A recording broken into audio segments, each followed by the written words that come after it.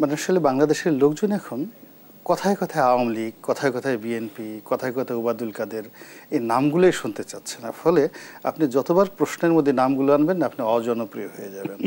তার চেয়ে বরং আপনি এই যে দুষ্ট লোকগুলো এই কাজগুলো কিভাবে করলো, আমরা দুজন লোক আসছি, এগুলোর তাত্ত্বিক আলোচনা করেন, তাত্ত্বিক আলোচনা করেন, যাতে অনাগত দিনে এরকম বেনজির যেন বাংলাদেশে পয়দা না হয়।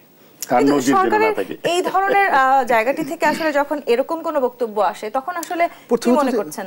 প্রথমত হলো যে ওনার বক্তব্য আর একটা ইউনিয়ন পরিষদের মেম্বারের বক্তব্য, চৌকিদারের বক্তব্য, I do not make any difference.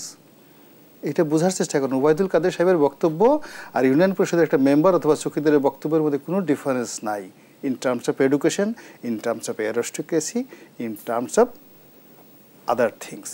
তো যার জন্য তার বিষয়গুলো নিয়ে টক শোতে আমি মনে করি ওবায়দুল কাদের সাহেব একটা সময় আমার লিডার ছিলেন, নেতা ছিলেন, but at this moment Golam Molla Roni is not in that position to criticize Mister Obaidul Quader. Obaidul কাদেরকে সমালোচনা করার পর্যায়ে আমি আর এখন নেই, আর উনিও আমার দ্বারা সেই পর্যায়ে নেই। বুঝতে পারছেন ব্যাপারটা?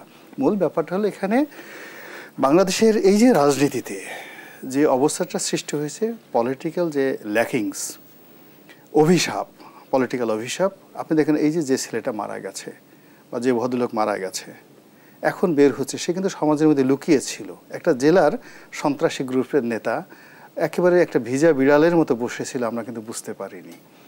অথচ তার মৃত্যুর পরে জানা গেল যে পুলিশের, ইন্টারন্যাশনাল পুলিশের রেড অ্যালার্ট জারি করা একজন সন্ত্রাসী ক্রিমিনাল ওই অঞ্চলের সে সর্বহারা পার্টিকে দীর্ঘদিন নেতৃত্ব দিয়েছে। জানা গেল যে শত শত কোটি টাকার চোরাচালানি, তার সঙ্গে মাদক, তার সঙ্গে নারী, নিজে মদ্যপান থেকে শুরু করে অশালীন জীবনযাপনের যে ফিরিস্তি আসতেছে, তাহলে বোঝার চেষ্টা করেন একজন অজ্ঞাত অখ্যাত লোক যদি লুকায়িত অবস্থায় এত বড় ক্রিমিনাল হয়, তাহলে যেই লোকগুলোকে আমরা ক্রিমিনাল হিসেবে জানি, যেই লোকগুলোকে আমরা, তিনি 3 বার কিন্তু সংসদ সদস্য নির্বাচিত হয়েছে। আবার আপনি 3বার কোনো 2014 সনে তো ভোটই হয়নি, 2018 সনে তো রাতের বেলায় ভোট হয়েছে, এইবার তো ডামি ভোট হয়েছে। এই কথাগুলো থেকে আমরা বের হয়ে আসতে হবে। হোয়াই 3বার সংসদ সদস্য? তাকে বানানো হয়েছে, ডিক্লেয়ার করা হয়েছে। This is the reality. আপনি কি মনে করছেন এই যে আসলে আমরা জনপ্রতিনিধিদেরকে নির্বাচিত করতে পারছি না, সেটিও আসলে একটি বড় কারণ কি না এই ধরনের রাজনীতি? এখন এই মুহূর্তে রাতারাতি হয় কি, শুধু একদিনে হয়নি, দীর্ঘদিন যাবত। শুনেন, রাজনীতি বলতে যেটা বোঝায় রাজার যে নীতি, ষষ্ঠী তৎপুরুষ সমাস। তো এটা নীতিরাজ নয়, রাজার যে নীতি। এখন রাজা যে নীতি নেবে ওটাই রাজনীতি। তার আগে তো আপনাকে রাজা হতে হবে। রাজা হওয়ার জন্য আপনাকে কি হতে হবে? শ্রেষ্ঠ মানুষ হতে হবে। তা আমাদের দেশে যারা নেতা হন তারা কি শ্রেষ্ঠ মানুষ?